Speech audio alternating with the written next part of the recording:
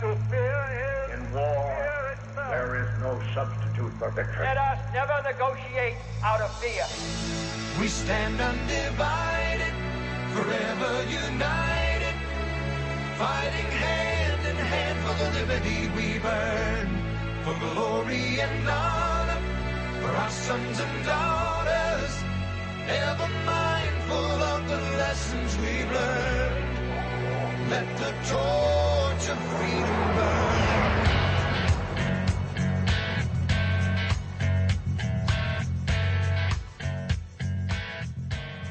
You found your way to the intersection of faith and the culture. This is WallBuilders Live. Thanks for joining us today. I'm Rick Green here with David Barton. We're looking at things from both a biblical and a historical point of view.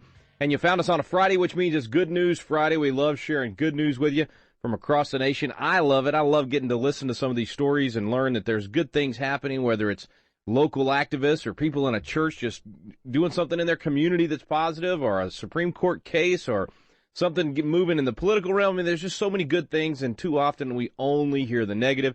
So it's great to get some of those good, positive reports. David, thanks for sharing so much of that with us. Happy to, and there is a ton of stuff, man. I'm looking at a really thick stack on my desk. There's no way we're going to get through it today, but there's a lot of good news out there.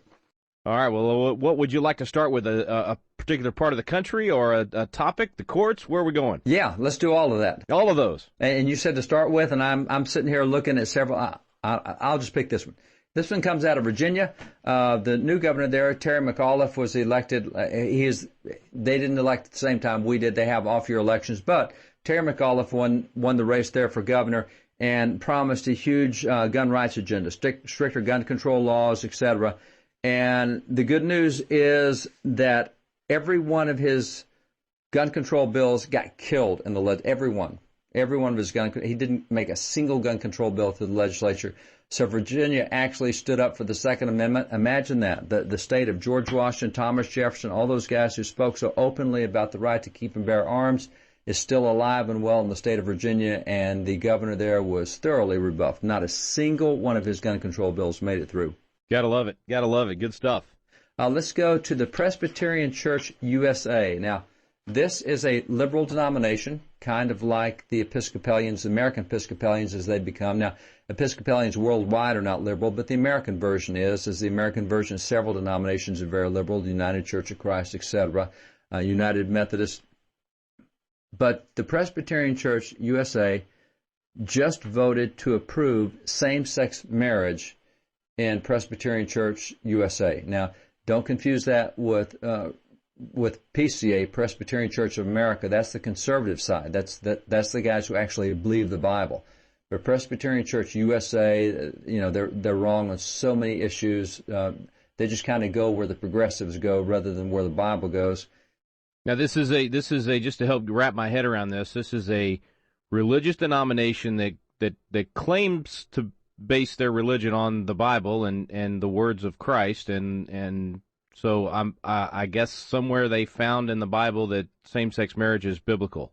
Well, these guys would all qualify for the current U.S. Supreme Court because they believe the Bible is a living, changing document. Oh, okay. So it's not the definitive standard. It's just kind of suggestions, not guidelines yeah. If you want to follow them, but if you don't, we'll just rewrite the Constitution and tell you what it means. Oh, I mean the Bible. I mean, that's why I'm saying they could be Supreme Court justices.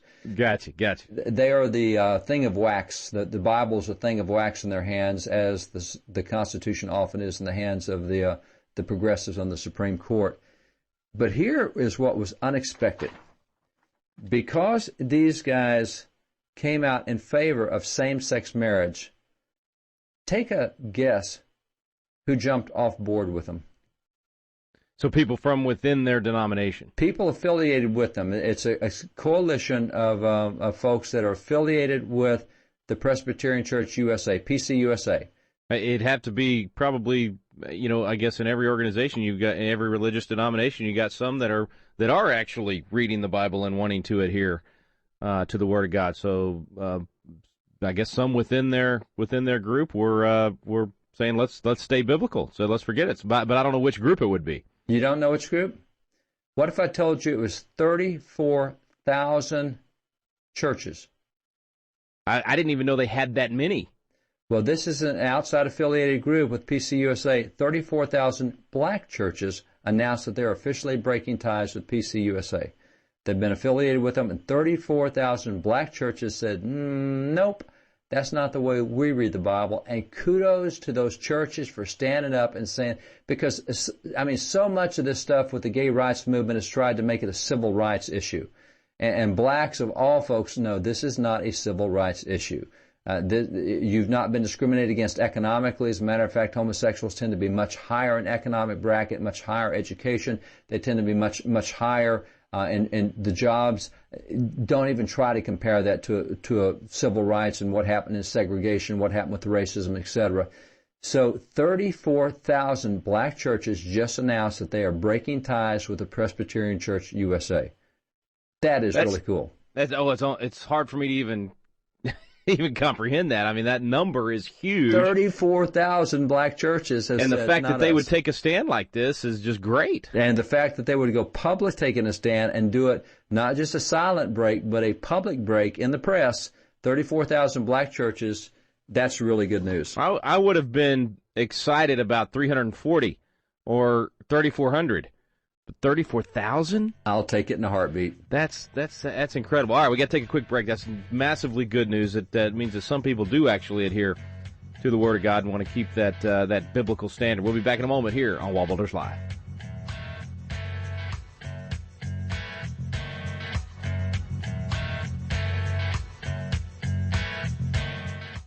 This is David Barton with another moment from America's history. In the case Abingdon versus Shemp, the Supreme Court ruled that the Bible could no longer be an independent textbook in public school curriculum. Would our founding fathers have agreed? Benjamin Rush certainly would have disagreed. Benjamin Rush was a signer of the Declaration of Independence, and he was a leading educator of the day. In fact, he was the first founding father to call for free public schools. Benjamin Rush declared, "The great enemy of the salvation of man, in my opinion, never invented a more effective means of extinguishing Christianity from the world than by persuading mankind that it was improper to read the Bible at schools. The Bible should be read in our schools in preference to all other books." In the view of founding father Benjamin Rush, the Bible was the textbook of preference for public schools. For more information on God's hand in American history, contact WallBuilders at 1-800-8-REBUILD. Let the torch of freedom burn.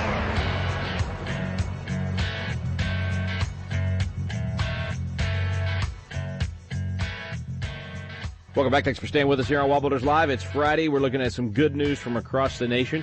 Already started, David, with some great news. 34,000 churches saying we're gonna stand on biblical principle and not go with the Presbyterian church's move towards same-sex marriage. Yeah, it's good. And here's another piece of good news. It's kind of following up for some previous national news, but I think folks remember the Hobby Lobby decision. And part of the Hobby Lobby decision was the Conestoga Wood Specialties. And those were the two that were there that both Christian-run organizations said, look, we're not going to go against our Christian values by funding abortion. We're just not going to do that. And so the Supreme Court came down on the side of Hobby Lobby and Conestoga Wood, and now the Obama administration has now agreed to pay the legal fees for Conestoga Wood because they won. And so the legal fees are now being paid. Now, grab this. For Conestoga Wood to defend their constitutionally guaranteed rights of conscience all the way to the Supreme Court, any clue how much it cost them? Wow, I would think millions. Yeah, it would be millions, but because our friends at the ADF did this, and they do so much of this stuff at a much lower rate, and they often do stuff for free because folks like us fund them, the actual cost turned out to be $570,000. Now, the Obama administration is now going to pay that to Conestoga. It's great that they're getting paid, but a couple of things tick me off here. Number one is I'm paying that to Conestoga Woods. The Obama administration, in its arrogance, said we don't believe the Constitution, we don't believe in the right of religious expression and conscience that's been protected by law since 1640. We're going to ignore that. So because of their arrogance, now we taxpayers have to add some more to the national debt on this. I'm glad Conestoga Wood is getting paid. They should be paid. It was right for them to be paid. But that's the next point is, you know what? Unless you're Conestoga Wood, you know how hard it is to take your issue to the U.S. Supreme Court against paid career attorneys these attorneys at the U.S. Justice Department, they don't get paid by whether they win or not. This is not a free market where the good guys win. They get paid because they keep printing money over at the Treasury building, and they can stay in there for years and years and years, lording it over average citizens who may get their rights stepped on. But to prove that you got your rights stepped on, it may cost you millions of dollars to do so. So the good news is Conestoga does get paid for this, as they should have been paid. The Obama administration should never have done this. Bad news is that we pay for it out of our tax pockets, and it shows just how hard it is for an average citizen to take on the power of the federal government. This was never designed to be that way. It was we the people own the government, not the government own us. But kudos to Conestoga Wood Specialties for getting this stuff paid and being able to practice their constitutional rights without having to pay for it. Well, and thankfully having the courage to take on this fight, even in the first place, because you got to have those conversations early on. You're going, can we afford to do this? Can we even? Yeah. Because a lot of people get their rights trampled on, and they just have to, not even be able to fight because they don't have the money or they don't have an organization backing them. So big thumbs up to them for taking on the fight in the first place. And John Jay said, when you perceive that your constitutional rights have been violated, you have to defend and assert them. And kudos to Conestoga Wood Specialties for perceiving their rights are violated and then defending and asserting them. Because as we've been told so often by Matt Staver and Kelly Shackelford and Alan Sears and all these guys that run these national institutes, the biggest reason they don't win is because people won't stand and fight. If they would simply say, I'm taking this to court, they'll win the case. But I don't want to get into controversy. I don't want my kids to have to go through that, And because they want, then it costs other people across the nation, because they won't defend and assert their rights, then other people get nailed with violations, and somebody else has to step up and do it elsewhere. So perceiving, defending, asserting is what John Jay said we should do with the Constitution, and that's exactly what Conestoga Wood Specialties did. Great news. We're going to get some more good news when we return. Stay with us here on WallBuilders Live.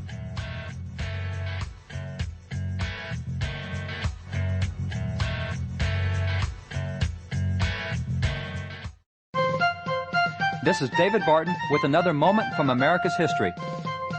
Shortly after the American Revolution, America had become the envy of the world. It still remains a wonder of the modern world as 219 years later, America has become the longest ongoing constitutional republic in the history of the world.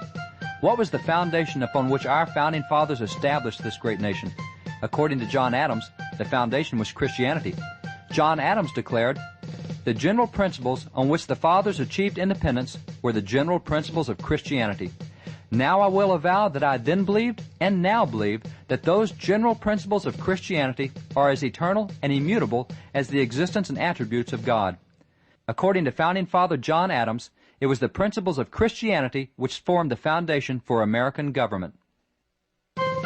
For more information on God's hand in American history, contact WallBuilders at 1-800-8-REBUILD. Let the torch of freedom burn.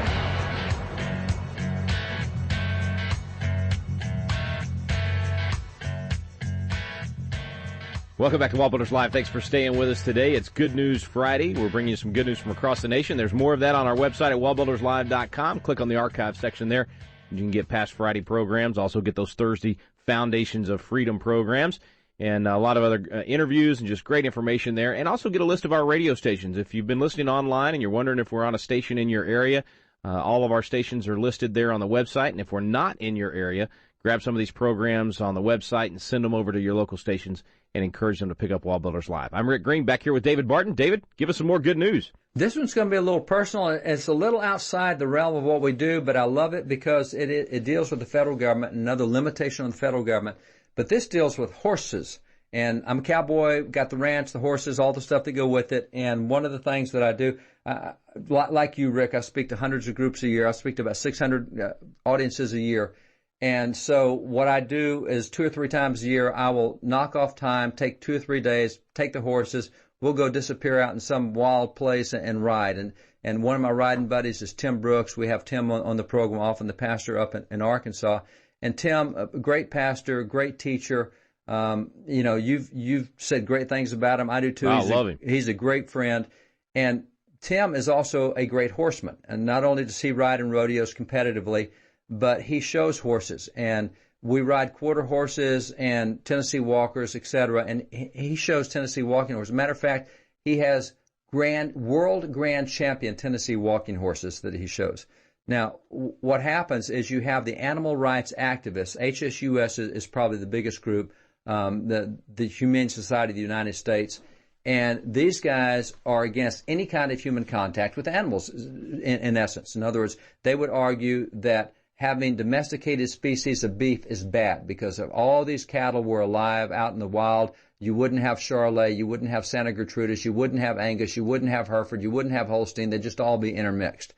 So it's because of human action that you have these different species, and same with dogs. You have different breeds of dogs because of human interaction. If it was just up to the dogs, they'd be, that's right. If it were up to the dogs, they'd look like coyotes and be mangy and be sick all the time. They're saying they don't want interaction with cows. Well, the analogy would be the horses, because if you look at horses who have not had interaction with humans like wild Mustangs, that's why we can't ride Mustangs as a cowboy. They have been so inbred for so many generations, so much incest going on that they lack stamina, they lack strength, they lack health. So human interactions actually help these species, not the opposite. So forget all those arguments. The Humane Society of the United States is basically wants no interaction with animals and humans. So they have really taken over the U.S. Department of Agriculture, particularly under this administration, and they've gotten into the vet business over the horses. And so way back about 50 years ago, there was some bad stuff going in the horse industry, particularly the walking horse industry. If you've seen those Tennessee walking horses, they raise their feet really high in the air. And they're trained to do that, and it doesn't hurt them, and vets have shown that for years. But one of the things that was done 50 years ago is there were some trainers that were really corrupt guys, and they said, if we put some kind of acid stuff on the back of that horse's foot, he'll really raise it high. Well, it's like when you put your hand on a stove. It hurts, and so you really pop your hand off there. And so they did that, and that's called soring a horse, S-O-R-I-N-G. You make their hoofs soar so that when they step on it, they want to pop it back off the ground. And only a handful of guys did that, but in 1970, Congress passed the Soring Act, which says you cannot do that to horses, a right act to pass. Well, what's happened is the HSUS has come in, and by the way, these are the guys that went and tried to shut down the circuses because they don't want human contact with animals. They tried to shut down what they call the puppy mills, which again is just different breeds of dogs. They tried to shut down rodeos, but they figured out too many people support rodeos, and they got crushed with that. Then they went to New York City and tried to shut down the horse and carriage rides there because, again, human interaction. Well, what they've done is they've gone after the Tennessee walking horse industry, trying to shut it down. Tennessee walking horse industry is a several billion-dollar industry, provides about $35 million a year in charity to associations, the earnings that come in off this. And so these guys are all, they're country guys. They're cowboys. They don't deal with Washington. They didn't know about lobbyists. And so what they do is they send these vets out to inspect the horses, and they will walk up to these horses that are about to be showed, including Tim Brooks, and they said, oh, that horse has got soring on it. It's been scarred. He violates the law. You go, scarred? Where's the scar? And so we bring in vets from the Kentucky Derby all the way through Auburn, all these great vet clinics, Texas A&M. They look and say, there's no scarring there. There's no soring there. There's no violation here. The vet said, well, prove we're wrong. Take us to court. It doesn't matter how many years it lasts. We'll do it. But until then, you can't show that horse. They specifically told Tim Brooks that if you have a grand champion horse, you had to have hurt your horse to make it a grand champion. You're kidding me. No, that's what they told him. They disqualified his horses because of human contact again. And if you've ever been to these Tennessee walking horse shows, the big walking horse shows, they will sell those horses for about $3 million a piece. I've been in the stalls with those horses. They're better than the house I live in. These horses get baths every day. They get massages. They get rub downs. They have horse chiropractors that come in. They have padded stalls. It is the life of a king. And you're telling me that I had to injure my horse to make him a grand champion? You're nuts. And so finally, all of this, the guys kind of got organized, and we've been trying to help them deal with some of this.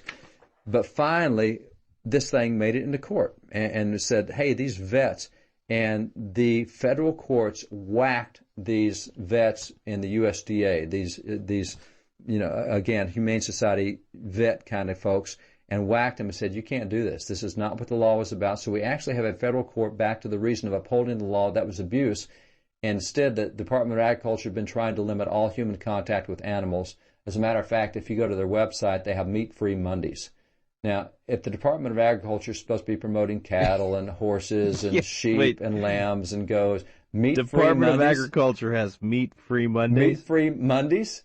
So they have been taken over by activists, and this is outside our normal purview of good news. But it is good news because it, again, limits a regulatory agency. It limits these out-of-control regulators that think they can do anything and be unaccountable. And by and large, that's the way it has been. But in this case, it happens to deal with horses, and because that's a personal thing to me, I love it when federal regulators get whacked like this, and this is a great story. Yeah, let's put them back in their box. All right, we got to take a quick break. We'll be back in a moment with more good news here on WallBuilders Live. Meat-free Mondays.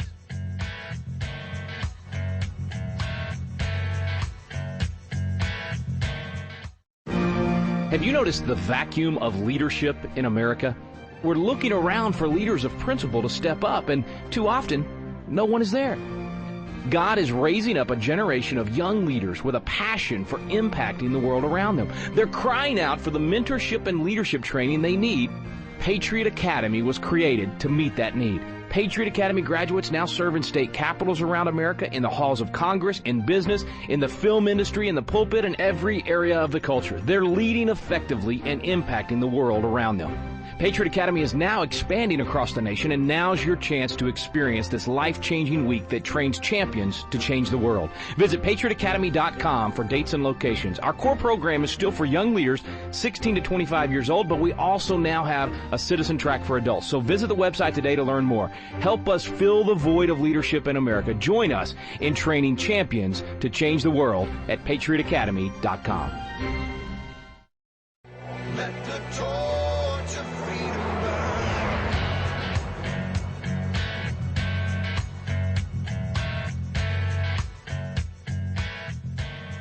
Welcome back. Thanks for staying with us here on WallBuilders Live. Good News Friday today, bringing you good news from across the nation. More of that on our website at wallbuilderslive.com. I'm Rick Green, back here with David Barton. How about some more good news, David? Well, let's go. And by the way, we mentioned earlier about the Conestoga Wood case and the Hobby Lobby case. And you would think that after the Supreme Court rendered that decision, that cases like that would be pretty easy. But apparently not, because Notre Dame said, great, we don't have to pay our employees for abortions. That's not going to be covered in our health care. We are a Catholic institution. We, above all people, champion the right to unborn life, and we're not going to pay for abortions.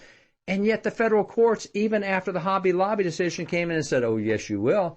And so they ordered Notre Dame they wouldn't let them have the contraception exclusion. And the U.S. Supreme Court actually weighed in and said, no, guys. Notre Dame gets the same exception that Hobby Lobby and Conestoga Woods did.